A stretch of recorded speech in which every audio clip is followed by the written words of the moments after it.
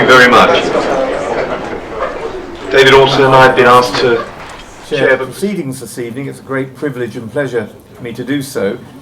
One, because books are friends that never let you down, and secondly, Ben Rogers is a friend who never lets you down. So on two counts, I'm particularly pleased to have been invited to oversee the proceedings. As we move on, I will introduce panelists later for the discussion that's going to take place, but I'm going to start, if I may, by inviting Dean Baxendale from Optimum Publishing International to make some introductory remarks. I'll tell you in a moment or two more about Dean, but in doing so, let me also welcome each of you here, because you wouldn't be here if you didn't mean something to Ben and the team around him and all those who work so hard on all these very, very critical issues. So thank you all for being here, and I hope that the evening is a good evening for you. Now, Mr. Baxendale was born in Toronto, in Canada. He's had a distinguished career in marketing, communications, publishing, and philanthropy. His interest in politics and global affairs started at an early age when he joined a political party in Canada, and since that time he's been engaged in a number of provincial and federal campaigns in both the Liberal and Conservative parties in his home country. In 2018, Mr. Baxendale relaunched Optimum Publishing International with a sensational and shocking book by the former Premier-in-Waiting in Ontario, Patrick Brown. The book was called Takedown: The Attempted Political Assassination of Patrick Brown. Events chronicled in that book launched his passion for the issues surrounding the Chinese Communist Party, the CCP, and its malign infiltration into democracy around the globe, the subversion of our institutions. Since then, Mr. Baxendale has advised the Inter-Parliamentary Alliance on China, IPAC, the Hong Kong Watch, of which Ben, of course, is Chief Executive and I'm privileged to be a patron of, and he became CEO of the China Democracy Foundation, whose mandate is to defend journalists, to defend academics, and to defend Chinese pro-freedom and democracy advocates. The foundation raised the funds and ran a multifaceted information campaign for New Zealand professor Anne Mary Brady, who was being attacked by a UFW lawfare campaign to discredit her brilliant work, exposing CCP academic apparatchiks who were stealing sensitive and proprietary defence research and intelligence, particularly topical in view of the debate that we had in the House of Lords only last week, where it was exposed that a partly government-funded research project had been suppressed, which showed links between 15,000 academics, many at a senior level, 15,000 who have origins or links in Iran, Russia or China, and I think around 12,000 of those were in China. So this is not something that's just about another country, this is about us too. Optimum then published Hidden Hand, a book that exposed the infiltration of the UFW in both Britain and Canada, garnering global media attention when the 48 Club and others threatened a lawsuit and an injunction against the book. Next up was the international bestseller, Willful Blindness: How a Criminal Network of Narcos Tycoons and Chinese Communist Agents Infiltrated the West, with over 20,000 books and downloads of that title sold. The book exposes how personal greed follows politicians and gets them to turn a blind eye to the interests of their citizens, national security, and indeed the very foundations of democracy itself. A simple axiom explains how all that this malfeasance is exposed: always, always follow the money. A simple axiom, but one that is certainly true when you look at the way our country has become so dependent and lacking in so little resilience now, with a 40 billion pound trade deficit with China. So with that, I give you the publisher of China Nexus, the next great book to be published. by Dean Baxendale. Dean, come to the rostrum, and then after that, I'm going to introduce very briefly the panel, and we will have some questions.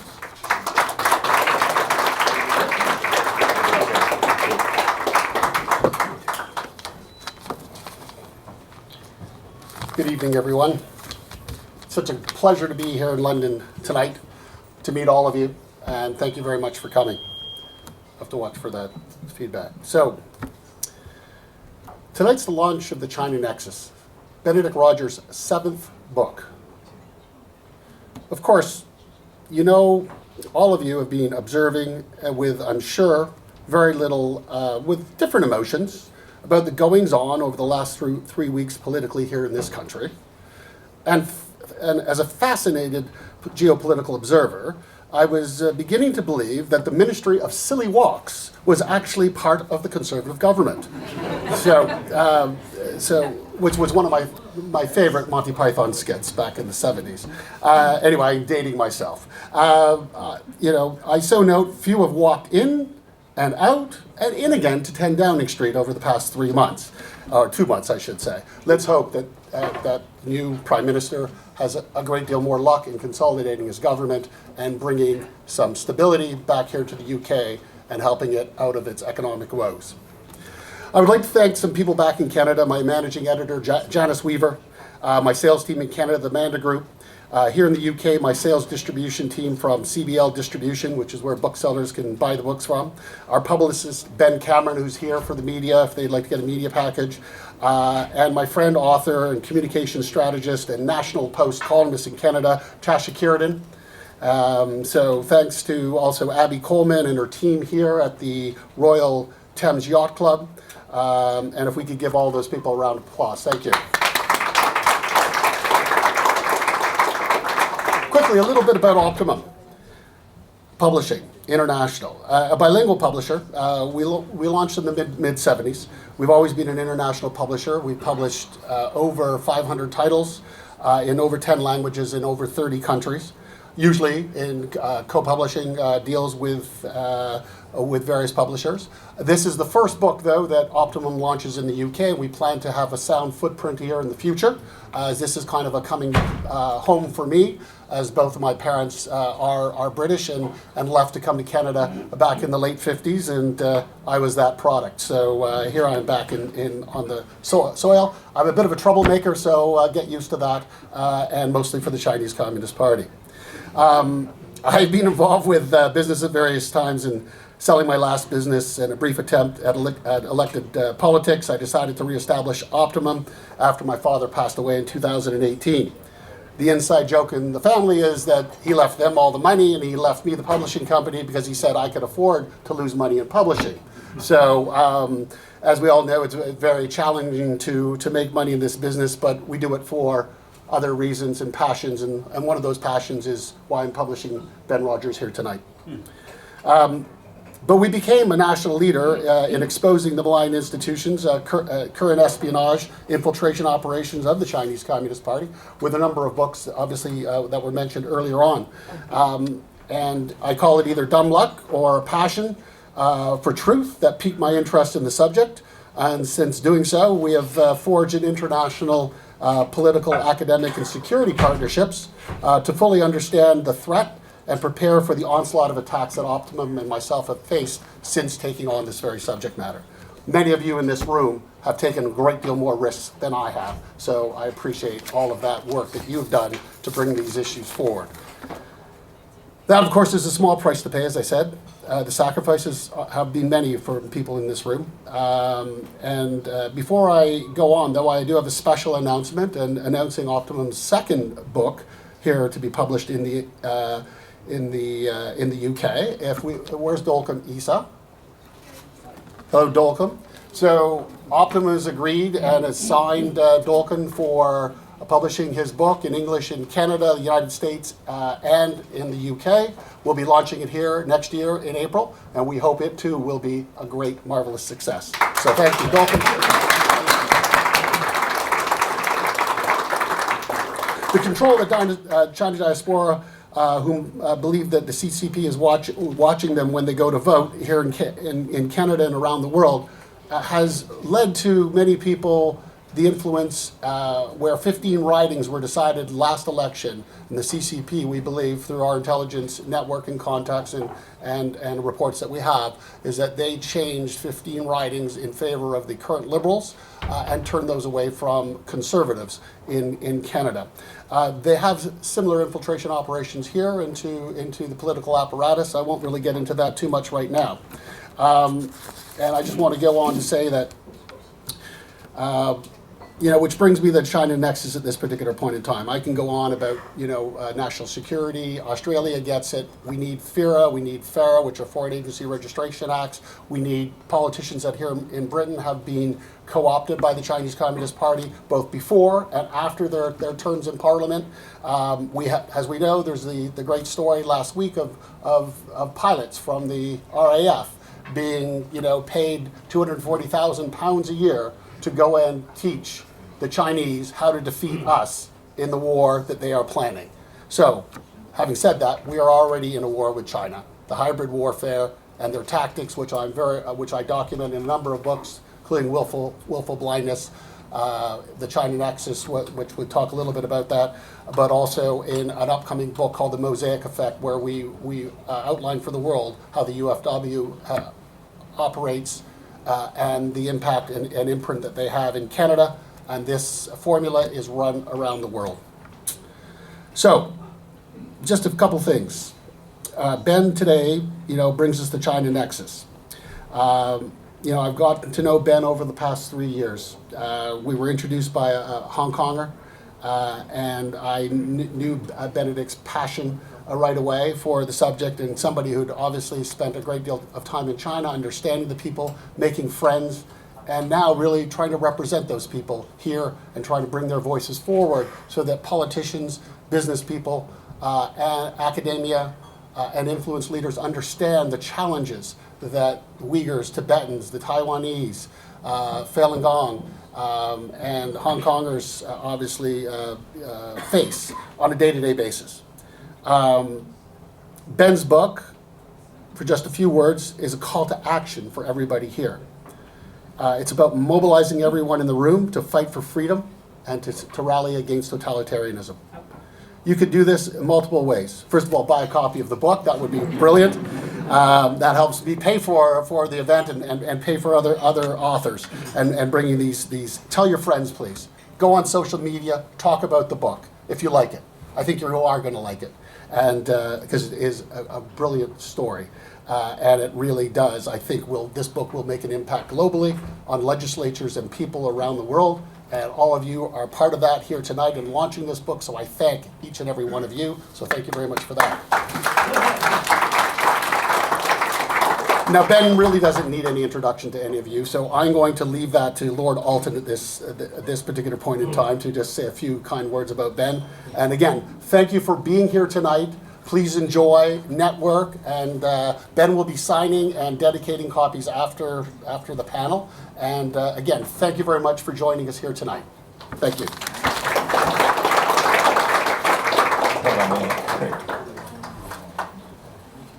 Thank you very much, Dean. We will now hear from Ben, but I think it would be good if the panel, who will then take some questions. I can see Rahima, and I can see Evelina. Derek should be here and Jim Wong as well. And if they would like to come and just sit in these seats, that means we can move on fairly seamlessly after we've heard from Ben. I don't want to say a great deal because I don't want to steal his thunder. I've known Ben now for a decade or so, and we've worked together on a whole series of issues, and I've always treasured our friendship, but also marveled at his capacity for hard work, his courage and bravery. I think as individuals go, he's one of the most remarkable individuals I know. Can we make a difference? Well, the tank man in 1989 who stood in front of the tanks in Tiananmen Square believed one person can make a difference. The man who stood on the bridge, Sit-on Bridge, just a few days ago, believed we could make a difference, and they were risking their lives to do so. And the young man called Bob Chan, who stood in front of the Chinese consulate in Manchester, and yes, we should applaud his courage.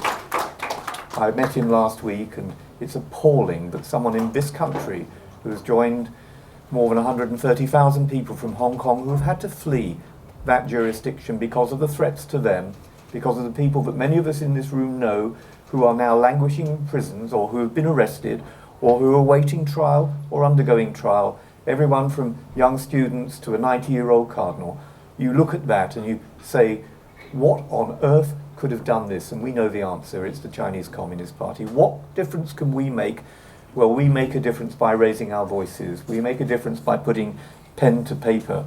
We make a difference by speaking out and not by holding back. And all of those things can always be said about Ben. He doesn't hold back. He works all the hours that God sends. He is a champion of a just cause. He stands with the tank man, the bridge man, with Bob, and with all of you who care about freedom, liberty, democracy, and the rule of law. That's what brings us together to celebrate the publication of the China Nexus. Ben, the floor is yours, and then the panel discussion.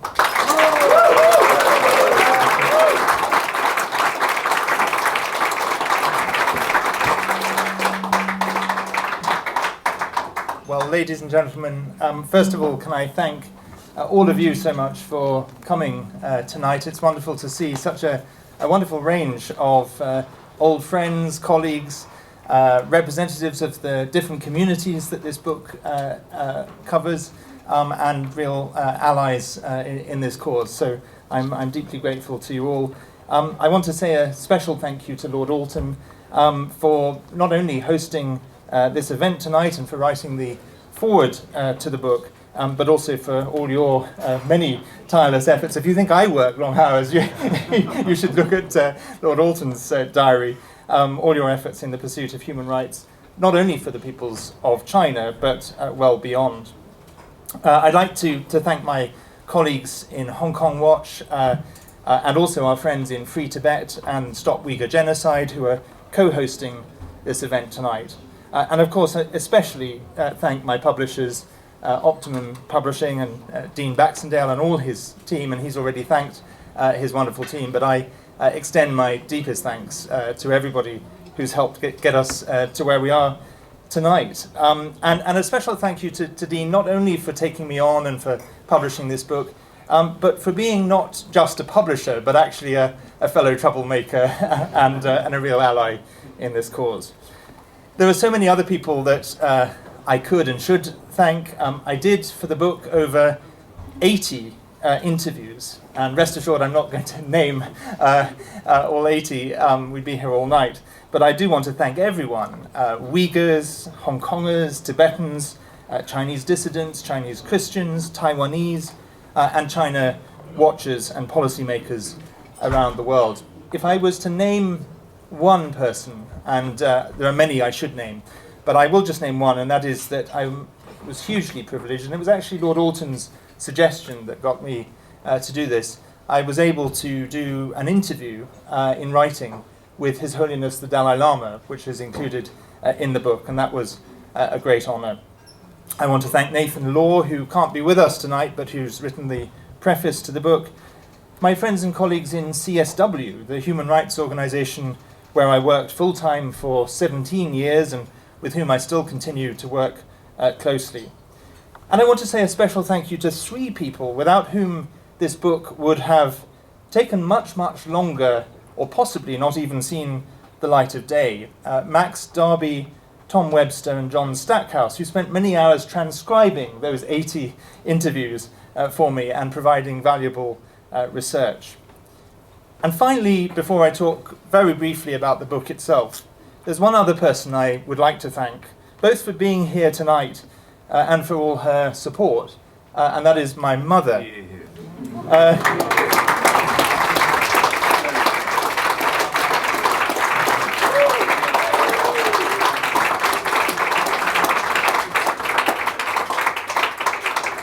You know, not only have I received threatening letters from the Chinese Communist Party regime, but so has my mother. And her response, I think she must be far more feared in Beijing than I am, because her response, every time she received one of these anonymous letters sent from Hong Kong, telling her to tell her son to shut up was simply to laugh and to tell me that she'd given up many years ago trying to tell me to shut up. This book started with a slightly crazy late night idea. I was feeling an itch to write another book, and China was the obvious topic because it's so much of my focus today. But equally, I thought initially that there are thousands of books on China. What value could I possibly add? But the more I thought about it, the more I realized that although there are so many books on China, there are actually very, very few, indeed if really any, that put together in the way that this book has done the litany of human rights in one volume.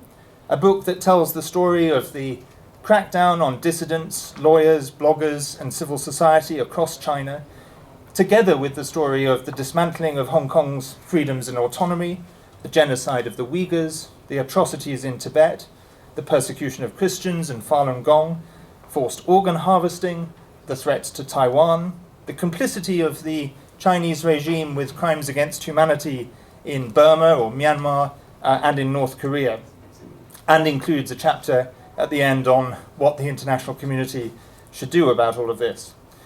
So I sketched out an outline late one night, and I sent it to Dean because we knew each other, we collaborated on some conferences together, and I sent him this late night email, basically just asking whether he thought there was anything to this idea. And I went to sleep, and I woke up the next morning to find a one-line reply from Dean, "I'll do it."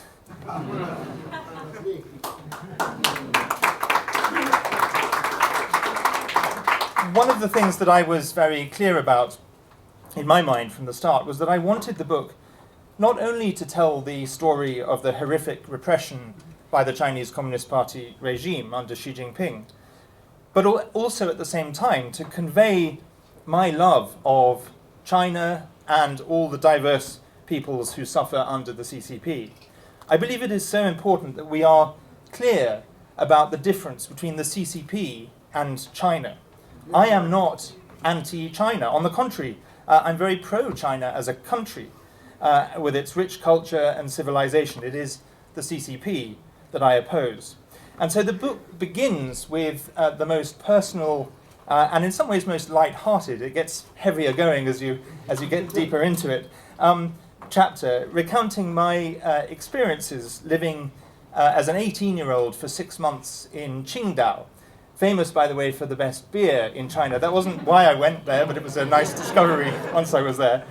And I had kept my diaries from my time in Qingdao, and also quite a lot of letters exchanged with Chinese friends, and notes and newspaper clippings, and also newspaper clippings from my 5 years living in Hong Kong, the first 5 years after the handover. And I'd kept all of these in boxes under my bed, and I was able to pull out those boxes and dig through my old diaries and notes and clippings, all of which provided an invaluable resource for the first 2 chapters. For the rest of the book, as I've already said, I did many interviews. I did a lot of background reading. My spare room was piled high with books and reports and clippings. And that's how I set about approaching this subject. Before I conclude, and I look forward very much to the panel discussion, I thought I would just read you 2 very short extracts to give you a flavour of the book. There are, of course, so many aspects of the book that I could have chosen extracts from, and it's always difficult because I don't want to leave out any one particular community or issue. But the 2 that I want to share with you, the first is the extract from the chapter on Tibet. And I share this partly because it conveys the human spirit that I think hopefully flows throughout the book in all the different chapters, but also because I am concerned today that as the Uyghur genocide increasingly and rightly, and I'm absolutely deeply committed to this, as it begins to get more and more attention, and it needs that attention, as Hong Kong over recent years has rightly gained more attention, there is a danger that Tibet falls off the headlines and the agenda. And I think it's in all our interests to keep Tibet on the agenda alongside the Uyghurs, alongside Hong Kong, alongside all the other issues. So I just share this brief extract from the chapter on Tibet. And it comes from talking to several Tibetans, starting with a young man called Wangden Kyab.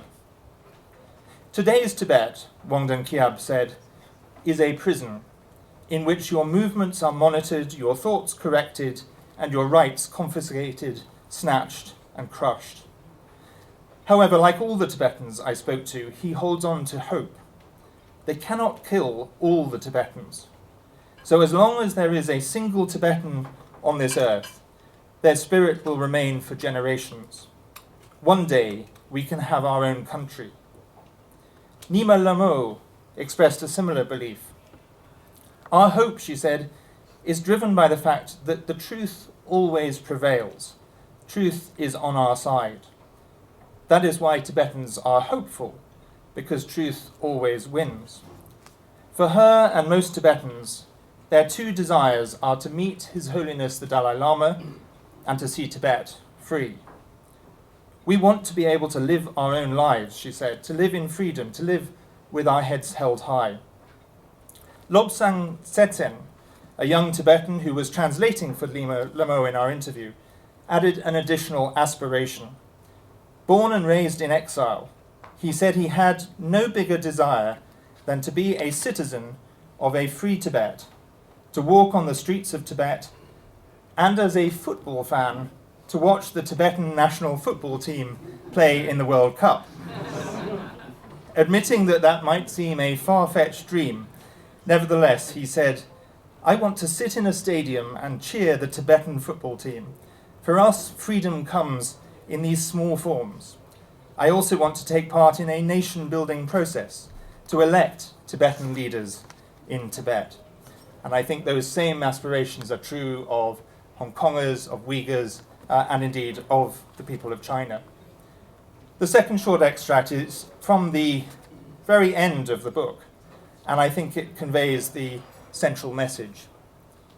As Wu-Ah Kai-shi told me, quote, Congressman Chris Smith, who I know is a dear friend of Lord Alton's and of mine, Congressman Chris Smith said on the 30th anniversary of the Tiananmen Square massacre that, and this is interesting given Lord Alton's earlier remarks, in between the tank and the tank man, you have to choose one side.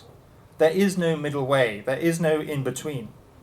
Today, with more than 1 million Uyghurs in concentration camps, a pandemic that hit the whole world, the dismantling of Hong Kong's freedoms, threats to Taiwan increasing, we need to end what the foreign policy establishment calls strategic ambiguity and introduce strategic clarity.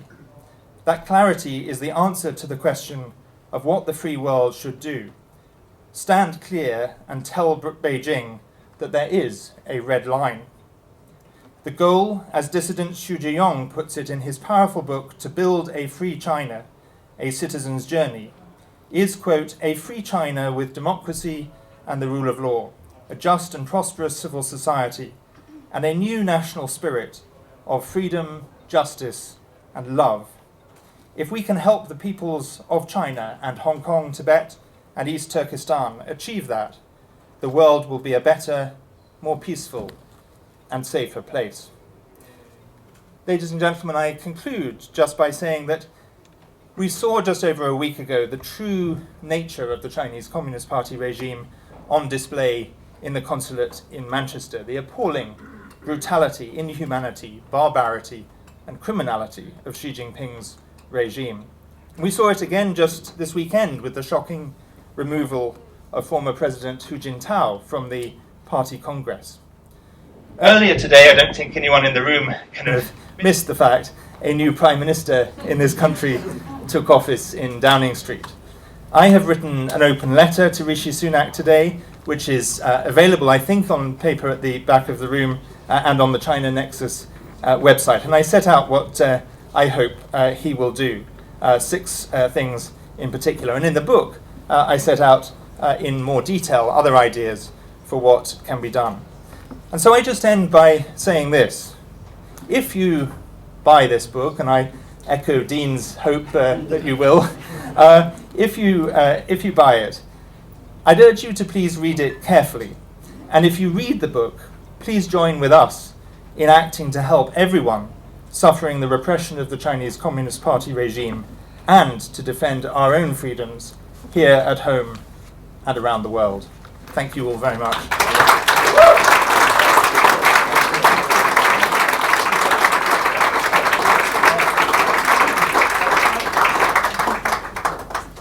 Thank you very much, Ben. That was terrific. And we'll now move, I think, straight away to the panel discussion. I'll try and keep us to time if I can.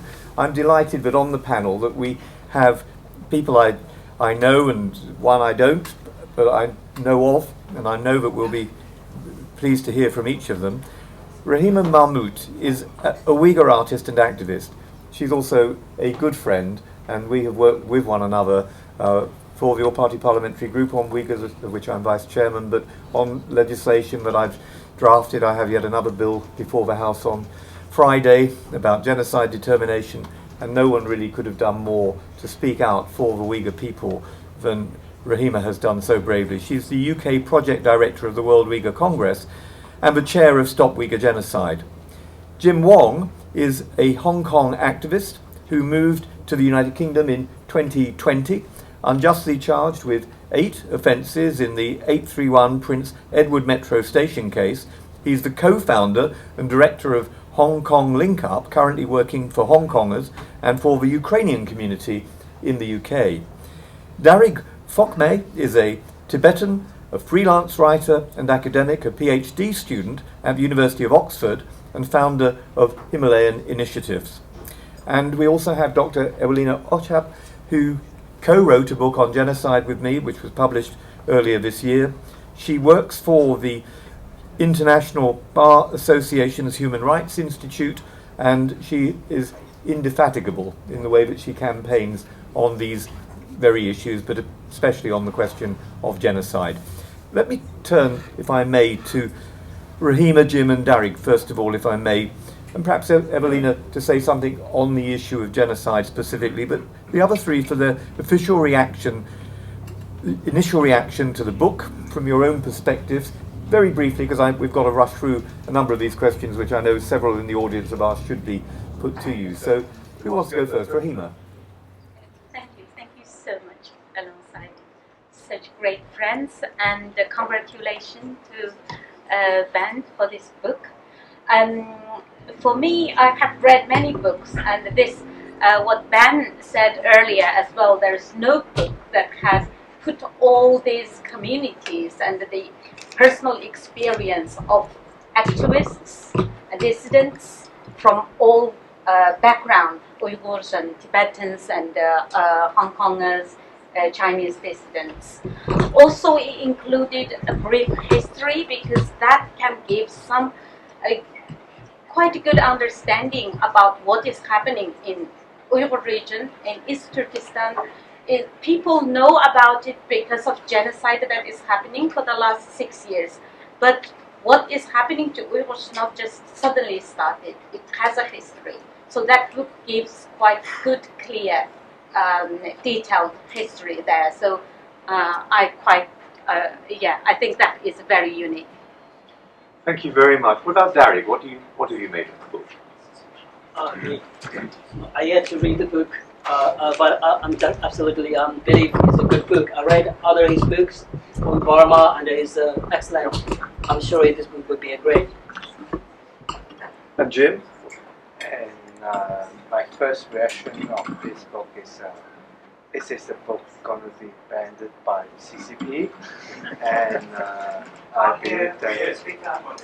Yeah, because what Jim is saying is his first reaction was this is a book that was going to be banned by the CCP. Yeah, and I believe that because the book is a perspective from the Western, and I believe because Ben is used to be a journalist in past 10 years ago, and he tried to interview the story individually and try to, Ben always have a really good details of the things, and yeah, I think it's a really good perspective for Hong Kongers, even the people who are against China, to stand together to read about this book and to know about what is the audience did of the Chinese Communist Party. Thank you very much. I mean, that's a good reply, it's very helpful. Now, Dr. Evelina, let's turn to you. You work with Helena Kennedy, QC Baroness Kennedy, who was unable to be here this evening because she is on the floor of the House dealing with the Northern Ireland Protocol Bill, which is currently before Parliament. Your view, her view as well about genocide, it's the crime above all crimes. Your view about human rights violations, about crimes against humanity. We had a recent report from the UN about what has been happening in Xinjiang, and Michelle Bachelet's report didn't even get to the point where it could be debated because not enough countries supported the UK's resolution for a debate. Tell us more about that. Unpack it for us, if you will. Sure. So of course we are working with Baroness Kennedy and of course Lord Alton on the determination of genocide and determination of atrocities as genocide. And it's been a very long path, and we know of course that the campaign for Uyghur genocide was one of the largest in recent years, and still we don't have a formal determination of genocide here in the UK. And just also important to emphasize that this Friday, Lord Alton's Genocide Determination Bill will have its second reading at the House of Lords. So please write to your friendly peers and make sure that they are there to speak and support this bill. But ultimately, of course, when we talk about atrocities in Hong Kong, there is a litany of atrocities. We can talk, of course, about genocide against the Uyghurs. We can talk about persecution against other religious minorities, and the list goes on. But unfortunately, we see also impunity for the atrocities. And indeed, the report that Michelle produced was a very important one, and it identified that there's a possibility that serious human rights violations and indeed crimes against humanity are being perpetrated. So this should put us on notice so that we act. But unfortunately, of course, a debate was prevented because a number of countries voted against putting it on the agenda of the Human Rights Council. So we need to do more. And the next step would be, for example, to take it before the General Assembly. We have a different number of countries. We have other countries that could potentially support it, but ultimately we cannot drop this topic. And this is also where Ben's book comes in picture. Ben's book is very, very important to shed light on the situation, to keep it on the agenda, because we know that the topics, especially of atrocity crimes, we get very tired of hearing those stories. Right now, of course, the topic of Uyghurs is slightly moving away from the agenda. We focus more on Ukraine, and unfortunately this happens to all atrocity crimes we've been working on in recent years. First on the Yazidis, then on the Rohingya, then of course on the situation in China, Tigray, somewhere in between as well. So unfortunately we need more attention. We need to shed light on those situations and keep them on the agenda until we see some kind of change. We see movement toward fighting this impunity. We see accountability and justice for all the victims and survivors. Thank you, Evelina. Derek, let me turn to you, if I may, and ask you about something that Ben raised during his remarks, and that's about the link between what happened in Tibet and what has happened to Uyghur people. And from your own personal story, can you tell us something about things that you may have experienced? What do you know, or what have you seen on the ground? And after all, the man who is responsible in Xinjiang was responsible in Tibet from the same playbook for carrying out many of the same kinds of atrocities, crimes against humanity, and as some would say, a genocide. So tell us a bit about yourself, your experiences, and why we shouldn't lose sight of Tibet, however much we ought to be concerned about what's happening to Uyghurs, what's happening in Hong Kong, what's happening to the people of the 23 million people of Taiwan. So I think the mic is yours. Yes, actually I already told my story to a couple of guys behind me. Okay, so there is a big link between things happening in Tibet, things happening in Uyghur. The guy who is the Communist Party chairman in Lhasa, who exactly did the same thing, humanitarian. Can I speak like that? It's fine. So I think the guy who did exactly the same thing happened in Tibet. He did already concentration camps, re-education camps, but it's not large scale like happened in Uyghur. So I think this is the same guy who is responsible. Things happen in Tibetan monasteries, monks and nuns sent in the re-education centers to reevaluate, force monks to sing Chinese national anthem, to believe Chinese. There's one phrase that there's no Communist Party, there's no Buddhism. They always for this kind of education. That's the same guy later moved to Xinjiang. He did the same thing in Xinjiang as well. So as far as we concern to my story, I was born in Tibet, and is a far eastern part of Tibet. Is close to historically border to Tibet and China. Then when I was 13, I was born in a really typical countryside. It's a really nomadic life. People live in the mountains, look after yaks, sheep, and quite peaceful, happy life. So if you have kids in a nomadic life, if you have a good life for your kids, then either you send to schools. So if you send to schools, you have to pay lots of money. Or if you send to Chinese government schools, most schools they don't teach Tibetan languages. So the other option is if you send kids in India, then India we have Tibetan exile government. That's why my family decided to send me to India. But coming to India is not easy. Then you have to pay someone to take me to India. So when I was 13, they sent me to India. We crossed the Himalaya mountains. We walked for more than 5 days. When I was 13 and a group of people, then I was arrested before the day before I crossed the border. That I was in Chinese jail for 1 year. After 1 year, I was released. Then my family said, "Just you can't do it now. Just come back home." And I said, "Okay, I don't want to come back home now. I want to do it again." Then I did my second time. The second time I successfully crossed the border. Then, but many kids, sometimes the kids are killed on the way. Kids are just full of cliffs, drown in the rivers. Sometimes they Chinese shot on the way. So things happen. But I'm the lucky one across the border. Then I come to India. Then come to here, UK. I'm doing PhD now. So that's the kind of long story in short words. Well, it's a wonderful story. Derek, what you said and Ben said about Tibet brought back my own memories of the visit to Tibet that I made with my oldest son. The reason I was able to go at that time was because I'd had a confrontation with the Chinese embassy. Why? Because I'd invited His Holiness the Dalai Lama to come to my university in the city of Liverpool, where we gave him an honorary degree, and we were told, if you go ahead with this, there will be no more Chinese students at your university. If you go ahead with this, we will break the twinning arrangement between your city, Liverpool, and Shanghai. And I said, well, when the gunboat arrives in the River Mersey, then we'll take notice of this. But this is intimidation and blackmail, and we're not going to give it. Now, the outcome was I was able to go to Tibet and write a short report on why religious freedom and liberty and the rights of the Dalai Lama should be asserted, his right to be able to travel to Lhasa and to be able to visit the holy places of Buddhism. And of course those things have never come to pass, and what we've seen since then is not just going backwards, but we've seen the same terrible methods exported into Western China, particularly into Xinjiang, and directed at the Uyghurs. Rahima, tell us your story, because it's a powerful one. Thank you. Sometimes I find it quite difficult to repeat myself as well, you know. I don't know how many times I have been speaking about this, especially since last 6 years. So I left my country in 2000.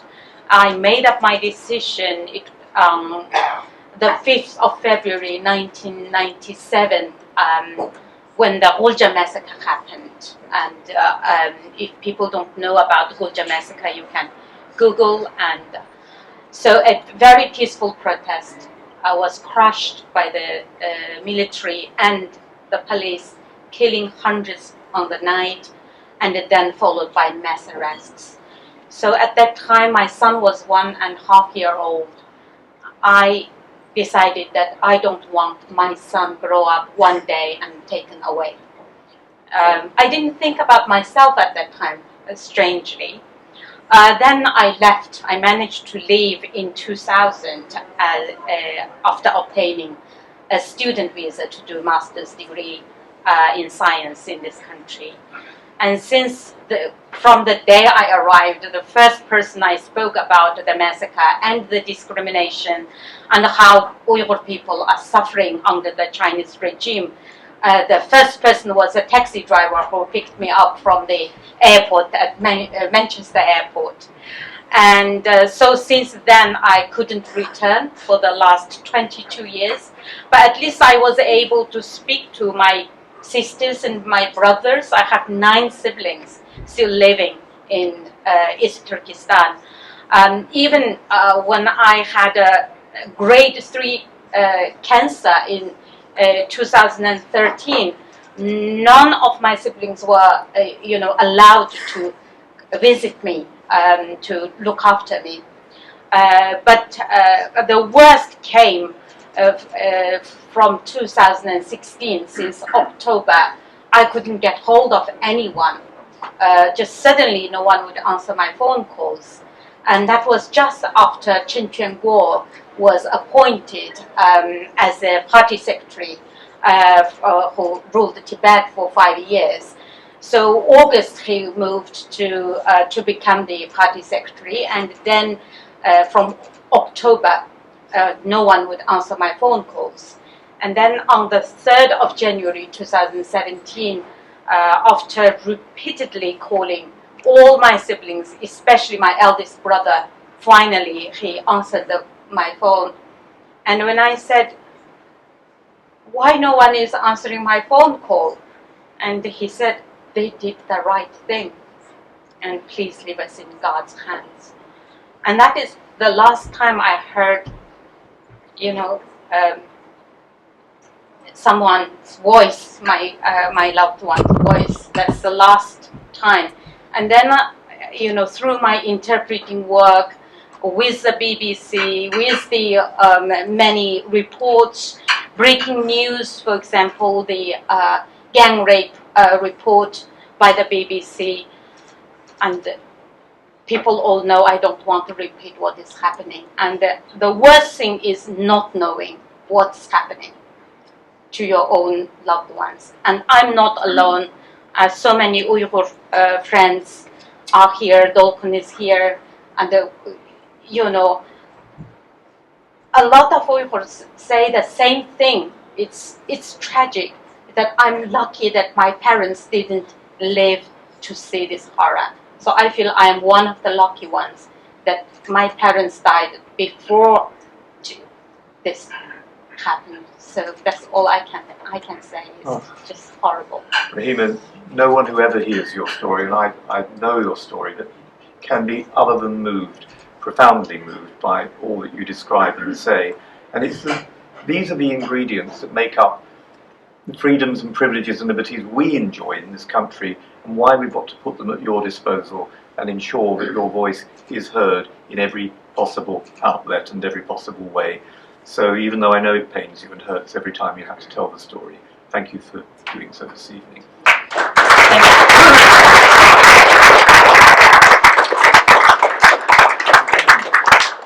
I'll give you the microphone next, if you may. The first time I met people from Hong Kong was when I was a student in Liverpool and volunteered on a holiday scheme to teach English to some refugees who just arrived in Liverpool. I did it for a couple of years running, and some of the families remain families to this day. In fact, one of the girls, who is a daughter of one of the young women who I taught all those years ago, is a goddaughter of mine. I went to Hong Kong subsequently to stay with families there when I became a young MP. And I fell in love with the city. How could you not? Asia's greatest city, one of the great cities of the world. And the spirit of Hong Kong really overwhelmed me. And being there, my last time I was able to go to Hong Kong, because as you know I've been sanctioned and can't travel to Hong Kong or Macau or mainland China, which is nothing in comparison with the privations, the hurt, the difficulties, the sort of thing that Rahima's just described.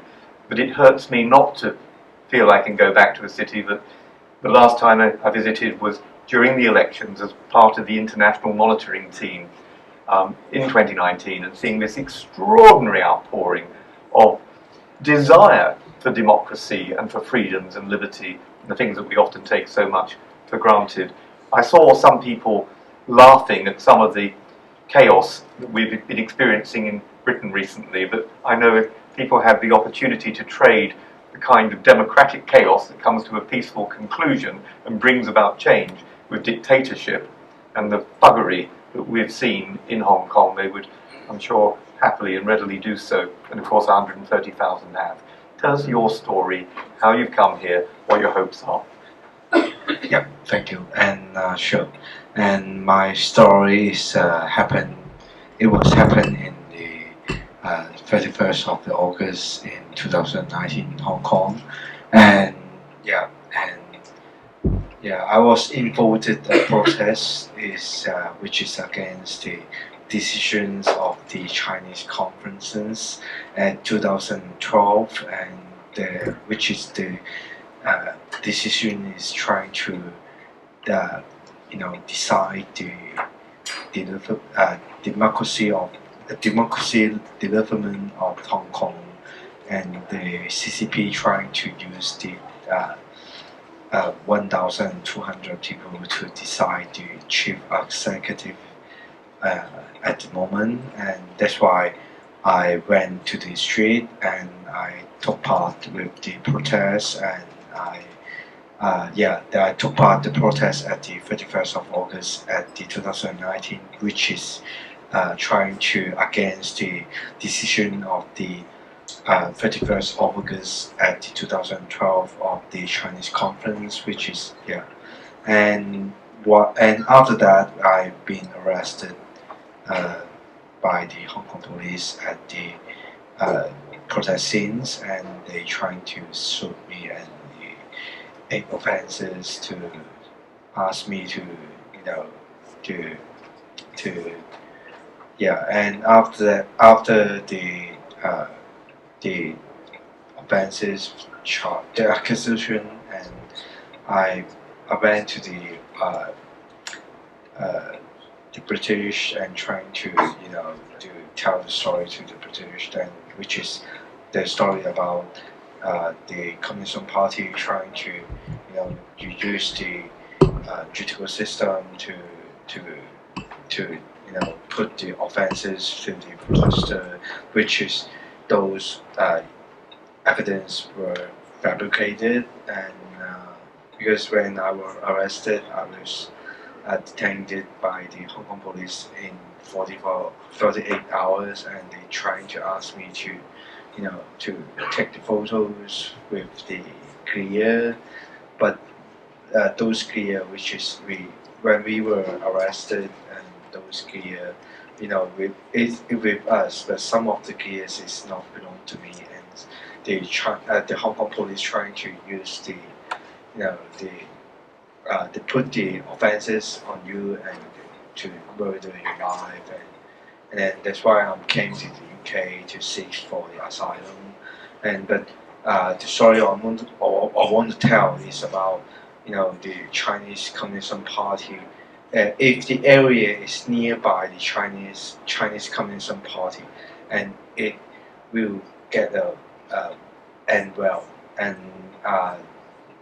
the including Uyghurs, Hong Kongers, Tibetism, and we all of us we got the same situation, and which is about the Chinese Communist Party try to murder our life and try to take the things from our life, and we have no we have no choice to come to the UK to seek for the asylum, for seek for our lives, and this is my experience of the CCP.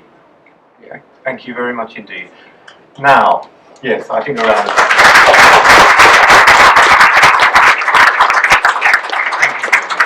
Well, we're coming to the end of the panel discussion, but I've got one more question to put very briefly to each of the panelists, which is, what can you do as a result of reading Ben's book? And then the final word will go to the author himself. It was a Protestant theologian whom I often quote in this kind of context, Dietrich Bonhoeffer, who was executed by the Nazis because he stood against them, paid the ultimate price. But he famously said that not to speak is to speak, not to act is to act. And if I could leave a parting shot with you, it will be that we can all talk a lot, but it's what we do that will count. It's what we do that will matter. And if we're going to read Ben's book and just go away and say, isn't it shocking, that is not enough. So let's hear from our panel, one at a time, just one thing that you would like the audience to do in reading Ben's book. Why don't we start with you, Jim?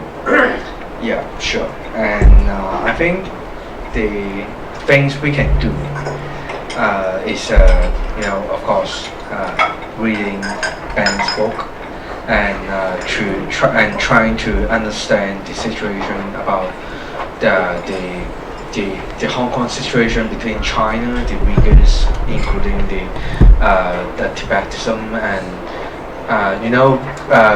because we are standing the same front line against China to get what we want, and the most important thing is when we, especially I trying to speak the view from the trying to speak the view from the perspective of the Hong Kongers, and I understand that when we trying to talk about we are against to the Chinese communism parties, and we have to find another parties, just like the Uyghurs and the Tibetism, because this is not the issue in Hong Kong. This is an issue in the international world, and the situation of now is not. We can't bring China only. We can't bring the China. We also can, this situation is, caused by the whole world, including the British, including the American, and whole world, because we are allowed to, now is time to let us to address this, or alter, and this is, Thank you, Jim. Rahima, what would you tell us is perhaps one thing that people could do going away from here this evening? Okay, that's quite a difficult question because there's so much people can do. I will say join the Stop Uyghur Genocide campaign. Once you join, we will give you a lot more things that you can do, because everyone, the capacity, the knowledge, and ability is very, very different, and a different age group, students, young and old. So you all have the task, as long as you have the heart, say that I want to stop this genocide, and it is not happened in the past, but because this is happening now, there is the chance for people to act. And so in order to stop, it's first grassroots awareness, putting pressure on our MPs, and make sure the legislations that passes, the laws and the parliament, so that can be become a law. Thank you, Rahima. Thank you. Dari. I think the most feasible thing that one can do is, suppose, for example, I'm from Oxford University. We have a local MB. I wrote an email to her to talk about Tibet. Then she, every time she replied me, then what she can do in the parliament, she asked me. Then I gave a couple of emails, website, something like, if you take 5 minutes of your day, just write your email, your local MPs, wrote them what is Tibetans, Uyghurs, Hong Kong, what they should do in parliament, raise the issue. I think that's the one can do, just 5 minutes. This is something that you can start, then you can do more and more. Thank you. Thank you. And if you could pass the I would just add to what you've just been told, and you can encourage members of parliament to join the all-party parliamentary group on Tibet, which I'm a member of, the all-party group on Uyghurs, which I'm a member of, the all-party group on Hong Kong, which I'm a member of. Encourage members of both houses to join those ATPGs. They hold regular meetings, and they will be able to point you in the direction of what needs to be done, as will Dr. O have. I guarantee you that. She's like having the chief whip around to keep you busy. Well, I can assure that, of course, you can write to your MP, but if you write to Lord Alton, then there will be a different result. But of course, the stories that are in Ben's book are stories to be shared. They're not to be kept for yourself. So please share those stories with others. Spread the information, because that's the only way how we can make a change. And of course, you can write again to your MP, to others, civil society organizations, but ultimately do not keep the stories for yourself. I think that will be my main message. And the last word, Ben. Well, thank you very much. I'm conscious you've all been standing for a while, so I'll just keep this very brief. I'll say firstly a very big thank you to all of the panel. I echo and endorse and entirely support everything that has been said. The three organizations that are co-hosts with the publishers of this event, Free Tibet, Stop Uyghur Genocide and Hong Kong Watch, you could, if you don't already, support any of those three organizations to get involved with them. And I would just end, Lord Alton quoted Dietrich Bonhoeffer, and that quote is very much a favourite of mine. There's another quote from another political hero of mine, William Wilberforce, who many of you will know led the campaign to end the slave trade.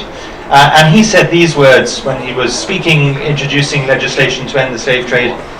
He said, "We can no longer plead ignorance. We cannot turn aside."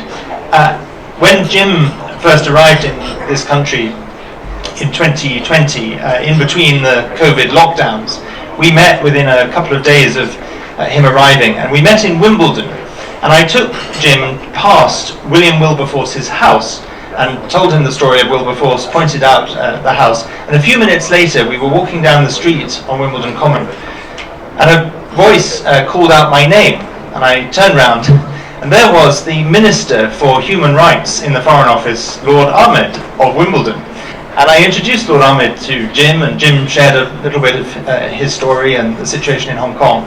And it was an amazing experience. I had to say to Jim that it's not every day that you bump into government ministers in the street, but it was an illustration that just supports what's already been said. Engage, and many of you do this already, but engage your political representatives, engage the government, particularly with the new Prime Minister. Let's make sure that these issues are on his agenda and that we keep moving forward with it.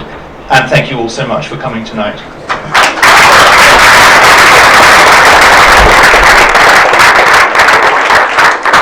So don't despair, don't give up. Remember that in the famous Greek story about Pandora's box, that when everything else had been removed, what was still there was hope.